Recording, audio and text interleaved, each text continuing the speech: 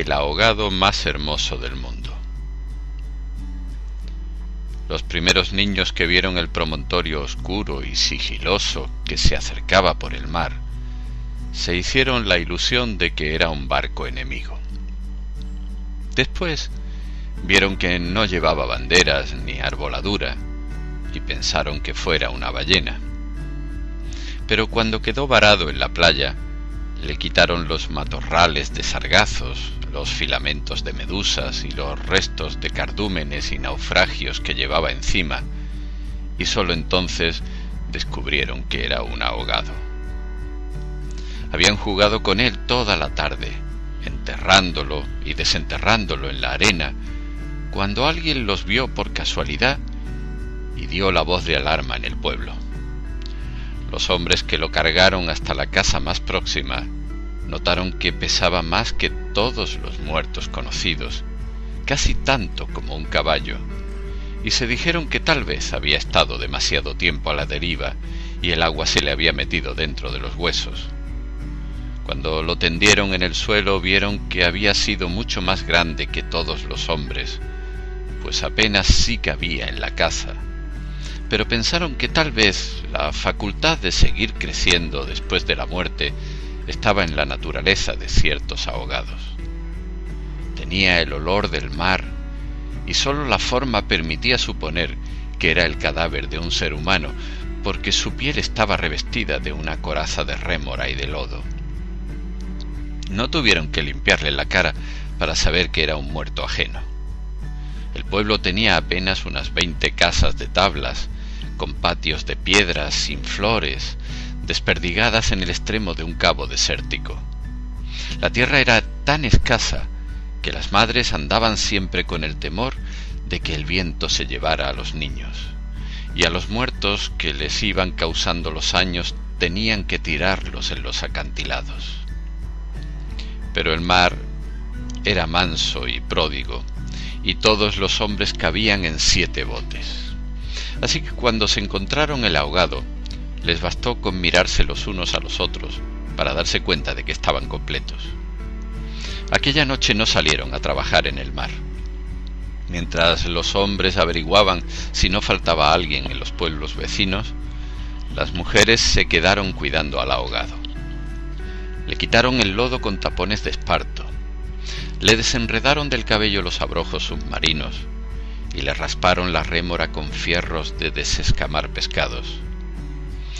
A medida que lo hacían, notaron que su vegetación era de océanos remotos y de aguas profundas, y que sus ropas estaban en piltrafas, como si hubiera navegado por entre laberintos de corales.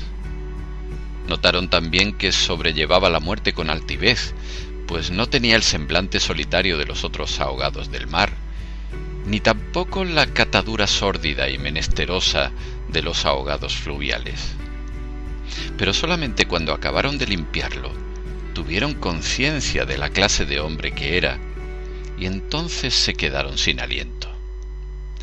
No solo era el más alto, el más fuerte, el más viril y el mejor armado que habían visto jamás, sino que todavía, cuando lo estaban viendo, no les cabía en la imaginación. No encontraron en el pueblo una cama bastante grande para tenderlo, ni una mesa bastante sólida para velarlo. No le vinieron los pantalones de fiesta de los hombres más altos, ni las camisas dominicales de los más corpulentos, ni los zapatos del mejor plantado. Fascinadas por su desproporción y su hermosura, las mujeres decidieron entonces hacerle unos pantalones con un pedazo de vela cangreja y una camisa de bramante de novia para que pudiera continuar su muerte con dignidad. Mientras cosían sentadas en círculo, contemplando el cadáver entre puntada y puntada, les parecía que el viento no había sido nunca tan tenaz, ni el Caribe había estado nunca tan ansioso como aquella noche. Y suponían que esos cambios tenían algo que ver con el muerto. Pensaban que si aquel hombre magnífico hubiera vivido en el pueblo, su casa habría tenido las puertas más anchas, el techo más alto y el piso más firme y el bastidor de su cama habría sido de cuadernas maestras con pernos de hierro, y su mujer habría sido la más feliz. Pensaban que habría tenido tanta autoridad que hubiera sacado los peces del mar con solo llamarlos por sus nombres, y habría puesto tanto empeño en el trabajo que hubiera hecho brotar manantiales de entre las piedras más áridas, y hubiera podido sembrar flores en los acantilados. Lo compararon en secreto con sus propios hombres, pensando que no serían capaces de hacer en toda una vida lo que aquel era capaz de hacer en una noche, y terminaron por repudiarlos en el fondo de sus corazones como los seres más escuálidos y mezquinos de la tierra. Andaban extraviadas por esos dédalos de fantasía, cuando la más vieja de las mujeres, que por ser la más vieja había contemplado al ahogado con menos pasión que compasión, suspiró: «Tiene cara de llamarse Esteban». Era verdad. A la mayoría le bastó con mirarlo otra vez para comprender que no podía tener otro nombre. Las más porfiadas, que eran las más jóvenes, se mantuvieron con la ilusión de que al ponerle la ropa, tendido entre flores y con unos zapatos de charol, pudiera llamarse Lautaro, pero fue una ilusión vana. El lienzo resultó escaso, los pantalones mal cortados y peor cosidos le quedaron estrechos, y las fuerzas ocultas de su corazón hacían saltar los botones de la camisa. Después de la medianoche, se adelgazaron los silbidos del viento y el mar cayó en el sopor del miércoles. El silencio acabó con las últimas dudas.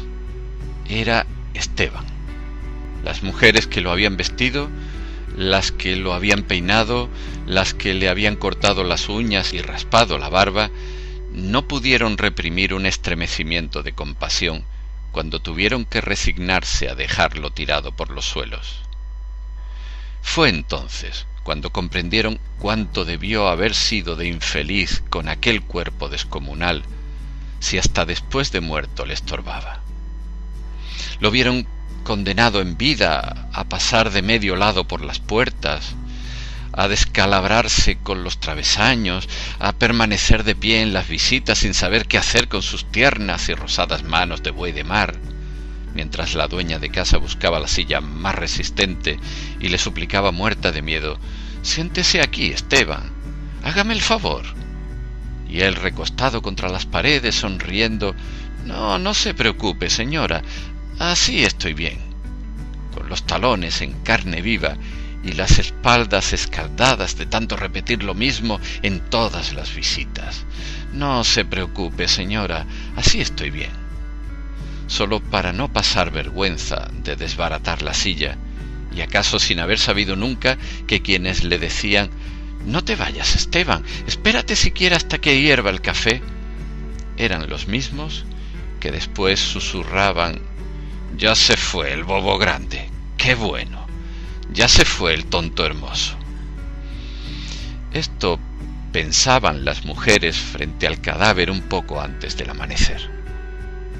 Más tarde, cuando le taparon la cara con un pañuelo para que no le molestara la luz, lo vieron tan muerto para siempre, tan indefenso, tan parecido a sus hombres, que se les abrieron las primeras grietas de lágrimas en el corazón. Fue una de las más jóvenes la que empezó a sollozar. Las otras, asentándose entre sí, pasaron de los suspiros a los lamentos, y mientras más sollozaban, más deseos sentían de llorar, porque el ahogado se les iba volviendo cada vez más Esteban, hasta que lo lloraron tanto que fue el hombre más desvalido de la tierra, el más manso y el más servicial, el pobre Esteban. Así que cuando los hombres volvieron con la noticia de que el ahogado no era tampoco de los pueblos vecinos, ellas sintieron un vacío de júbilo entre las lágrimas. «Bendito sea Dios», suspiraron. «Es nuestro». Los hombres creyeron que aquellos aspavientos no eran más que frivolidades de mujer. Cansados de las tortuosas averiguaciones de la noche, lo único que querían era quitarse de una vez el estorbo del intruso antes de que prendiera el sol bravo de aquel día árido y sin viento. Improvisaron unas angarillas con restos de trinquetes y botavaras y las amarraron con carlingas de altura para que resistieran el peso del cuerpo hasta los acantilados.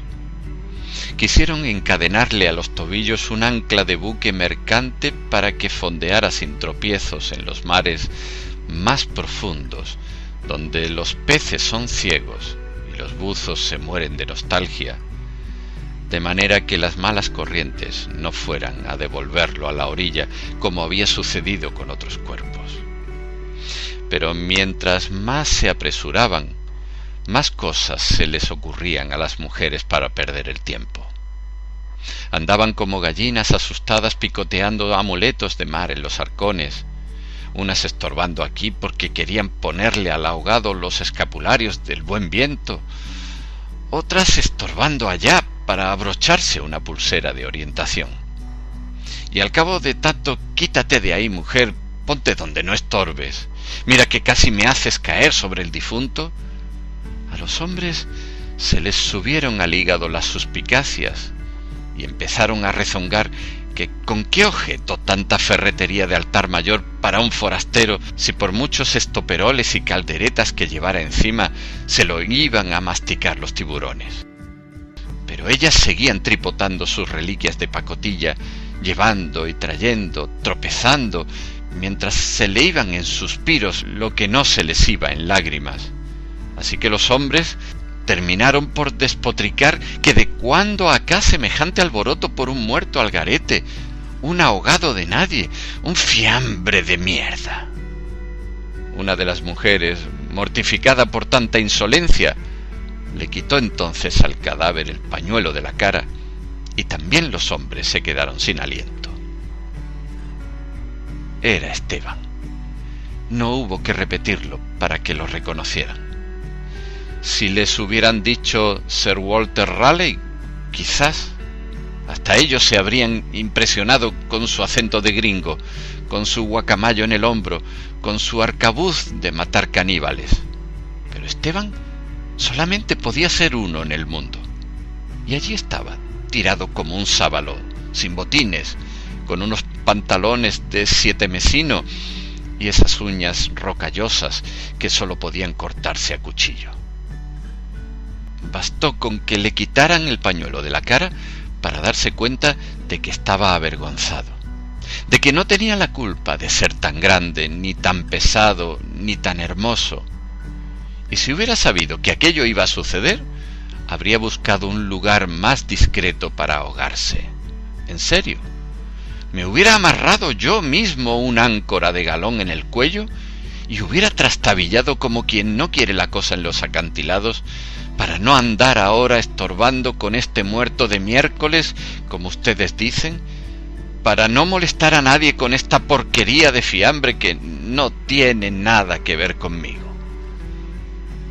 Había tanta verdad en su modo de estar que hasta los hombres más suspicaces, los que sentían amargas las minuciosas noches del mar, temiendo que sus mujeres se cansaran de soñar con ellos para soñar con los ahogados, hasta esos y otros más duros se estremecieron en los tuétanos con la sinceridad de Esteban. Fue así como le hicieron los funerales más espléndidos que podían concebirse para un ahogado expósito. Algunas mujeres que habían ido a buscar flores en los pueblos vecinos regresaron con otras que no creían lo que les contaban, y éstas se fueron por más flores cuando vieron al muerto, y llevaron más y más, hasta que hubo tantas flores y tanta gente que apenas si se podía caminar. A última hora les dolió devolverlo huérfano a las aguas, y le eligieron un padre y una madre entre los mejores, y otros se le hicieron hermanos, tíos, primos, así que a través de él, todos los habitantes del pueblo terminaron por ser parientes entre sí. Algunos marineros que oyeron el llanto a distancia perdieron la certeza del rumbo, y se supo de uno que se hizo amarrar al palo mayor, recordando a antiguas fábulas de sirenas. Mientras se disputaban el privilegio de llevarlo en hombros por la pendiente escarpada de los acantilados, hombres y mujeres tuvieron conciencia por primera vez de la desolación de sus calles, la aridez de sus patios, la estrechez de sus sueños frente al esplendor y la hermosura de su ahogado. Lo soltaron sin ancla para que volviera si quería, y cuando lo quisiera, y todos retuvieron el aliento durante la fracción de siglos que demoró la caída del cuerpo hasta el abismo. No tuvieron necesidad de mirarse los unos a los otros para darse cuenta de que ya no estaban completos, ni volverían a estarlo jamás. Pero también sabían que todo sería diferente desde entonces, que sus casas iban a tener las puertas más anchas, los techos más altos, los pisos más firmes, para que el recuerdo de Esteban pudiera andar por todas partes sin tropezar con los travesaños, y que nadie se atreviera a susurrar en el futuro: ya murió el bobo grande, qué lástima, ya murió el tonto hermoso, porque ellos iban a pintar las fachadas de colores alegres para eternizar la memoria de Esteban, y se iban a romper el espinazo excavando manantiales en las piedras y sembrando flores en los acantilados, para que los amaneceres de los años venturos, los pasajeros de los grandes barcos, despertaran sofocados por un olor de jardines en alta mar, y el capitán tuviera que bajar de su alcázar con su uniforme de gala, con su astrolabio, su estrella polar y su ristra de medallas de guerra, y señalando el promontorio de rosas en el horizonte del Caribe, dijera en 14 idiomas: miren allá, donde el viento es ahora tan manso que se queda a dormir debajo de las camas, allá donde el sol brilla tanto que no saben hacia dónde girar los girasoles. Sí, allá. Es el pueblo de Esteban.